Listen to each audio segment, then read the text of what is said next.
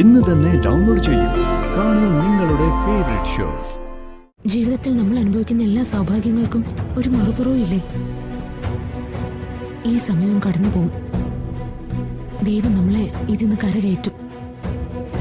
എനിക്ക് വിശ്വാസമുണ്ട്. നമ്മളെ അവര് ചതിച്ച ഈ നിയമം കൊണ്ട് തന്നെ ഇതെല്ലാം നമ്മൾ തിരിച്ചു പിടിക്കും. ഞങ്ങൾ എല്ലാവരും അച്ഛൻ്റെ കൂടെയില്ലേ? ജീവിതത്തില് ഇങ്ങനെ ഒരു കഷ്ടപ്പാട് അനുഭവിക്കാൻ നമുക്ക് യോഗം ഉണ്ടായിരിക്കും. അങ്ങനെ കരുതിയാൽ മതി അച്ഛാ.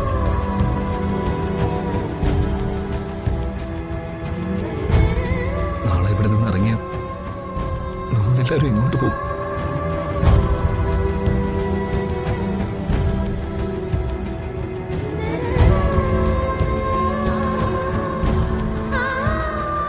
നമ്മുടെ വീടിന്റെ പുറത്തും ജീവിക്കാൻ ഒരുപാട് സ്ഥലങ്ങളുണ്ട് സന്ദീപേ.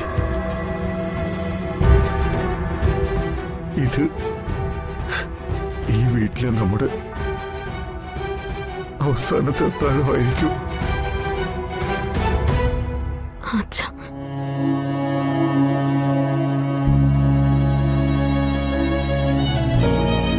നിങ്ങളെല്ലാം ജനിച്ചു വളർന്ന വീട്. നിങ്ങൾക്കൊക്കെ ഒരു ജീവിതമുണ്ടായത് ഇവിടെയാണ്. ഇതൊക്കെ ഉപേക്ഷിക്കാൻ എല്ലാവർക്കും പറ്റൂ?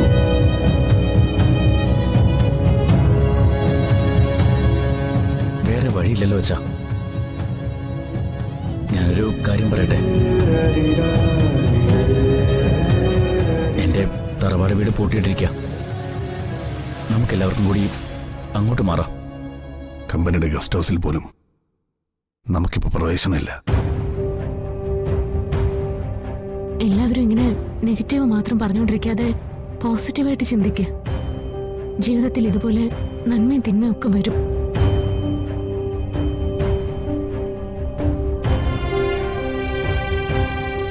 ഈ ഭൂമിയിൽ സ്വന്തമായിട്ട് വീടില്ലാത്ത എത്രയോ മനുഷ്യരുണ്ട്. പട്ടിണി കിടക്കുന്ന എത്രയോ കുടുംബങ്ങളുണ്ട്. നമുക്ക് ആ ഗതിയൊന്നും ഇല്ലല്ലോ.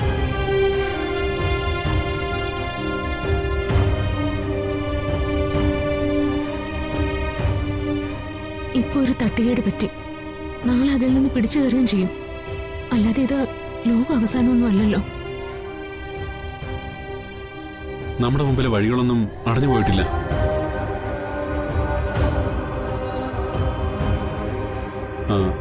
എന്റെ സുഹൃത്ത് മാത്യൂസിനെ നിനക്കറിയില്ലേ?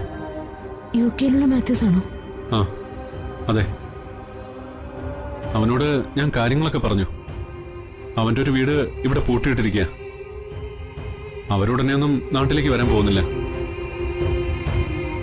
നമുക്കുടനെ അങ്ങോട്ട് മാറാം.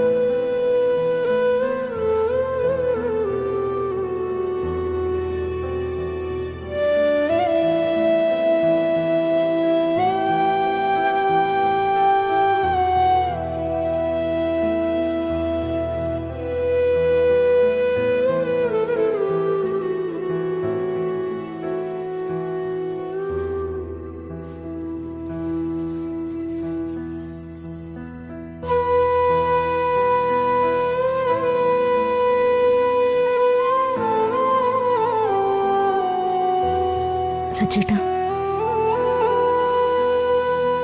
തളർന്നു പോരുത്.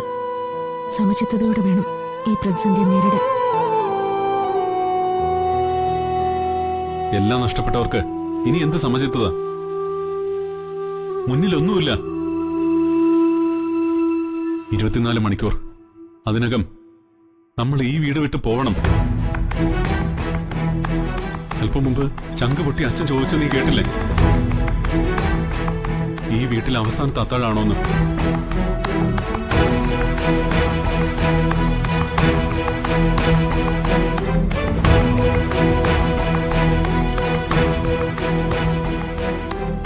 മനുഷ്യന്റെ ഒരു ആയുസിന്റെ അധ്വാനവും ജീവിത സ്വപ്നങ്ങളുമാണ് ഇവിടെ ഉപേക്ഷിച്ചു പോവേണ്ടത്.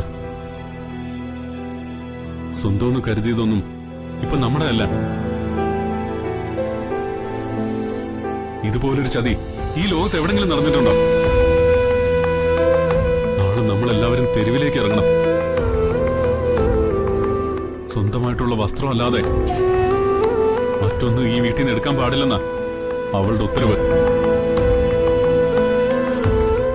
ഒരു കുത്തിന് കൊല്ലണം അവളെ. അവരെ കൊന്ന് ജയിലിൽ പോയതുകൊണ്ട് എല്ലാം അവസാനിക്കോ? ഈ നഷ്ടപ്പെട്ടതെല്ലാം നമുക്ക് തിരിച്ചു കിട്ടോ? സച്ചേട്ടാ, ഈ നാട്ടിലെ നിയമത്തിന്റെ പഴുതുകളും അഴിമതിക്കാരുടെ സഹായം കൊണ്ടാ നമുക്കുള്ളത് എല്ലാവരും സ്വന്തമാക്കിയിരിക്കുന്നത്. ഇതൊക്കെ നമ്മുടേത് തന്നെയാ. മറ്റൊരാൾക്കും ഒരു അവകാശമില്ല. പക്ഷെ തൽക്കാലം നമ്മൾ ഇറങ്ങിക്കൊടുത്തേ പറ്റൂ. താൻ പറഞ്ഞ ശരിയാ. ചതിച്ച് സ്വന്തമാക്കിയ മുതലും കൊണ്ട് ഒരുപാട് കാലം വാഴാൻ ദൈവം ആരും അനുവദിച്ചിട്ടില്ല. ഈ പ്രതിസന്ധി നമ്മൾ മറികടന്നേ പറ്റൂ. അതൊക്കെ എനിക്കറിയാം. പക്ഷെ മനസ്സങ്ങോട്ട് അനുവദിക്കുന്നില്ല. യാഥാർത്ഥ്യം നമ്മൾ അംഗീകരിച്ചേ പറ്റൂ. നിയമവും പോലീസും എല്ലാം ഇപ്പൊ അവരുടെ പക്ഷത്താ. രേഖകൾ ഇപ്പൊ എല്ലാം അവരുടേതാ. എല്ലാം നമുക്ക് തന്നെ തിരിച്ചു കിട്ടും. പക്ഷെ അതിന് കുറച്ച് സമയമെടുക്കും. തൽക്കാലം മാറി നിൽക്കാൻ ഒരു സ്ഥലമുണ്ട്. പക്ഷെ അതുകൊണ്ടൊന്നും ആയില്ല. അച്ഛനും ചേട്ടനും അനിയനും നിങ്ങൾ എല്ലാവരും കഷ്ടപ്പെടുന്ന ഒരവസ്ഥ, അങ്ങനെ ഒരു അവസ്ഥ എനിക്ക് ആലോചിക്കാൻ കൂടി വയ്യ.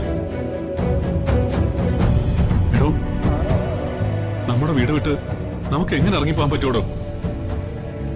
ഇത്രയും വലിയൊരു വീഴ്ച എല്ലാവരും എങ്ങനെ താങ്ങും? ഉയർച്ചയും താഴ്ചയും നിറഞ്ഞതല്ലേ സച്ചേട്ട ജീവിതം. ജീവിതത്തിൽ നമ്മൾ അനുഭവിക്കുന്ന എല്ലാ സൗഭാഗ്യങ്ങൾക്കും ഒരു മറുപുറവും ഇല്ലേ? ഈ സമയവും കടന്നു പോവും. ദൈവം നമ്മളെ ഇതിന്ന് കരകയറ്റും. എനിക്ക് വിശ്വാസമുണ്ട്. നമ്മളെ അവര് ചതിച്ച ഈ നിയമം കൊണ്ട് തന്നെ ഇതെല്ലാം നമ്മൾ തിരിച്ചു പിടിക്കും. അതുവരെ മനസ്സ് കൈവിട്ടു പോകരുത്. നമുക്കങ്ങനെ പറയാൻ വളരെ എളുപ്പം. കാരണം ഇതൊന്നും നമ്മളാരും ഉണ്ടാക്കിയതല്ല. ഓർമ്മ വയ്ക്കുമ്പോ തന്നെ ഈ സൗഭാഗ്യമെല്ലാം ഞങ്ങൾക്കുണ്ടായിരുന്നു. കഷ്ടപ്പെട്ട് വിയർപ്പൊഴുക്കി ബിസിനസ് ചെയ്ത് അച്ഛനുണ്ടാക്കിയതാ ഇതെല്ലാം.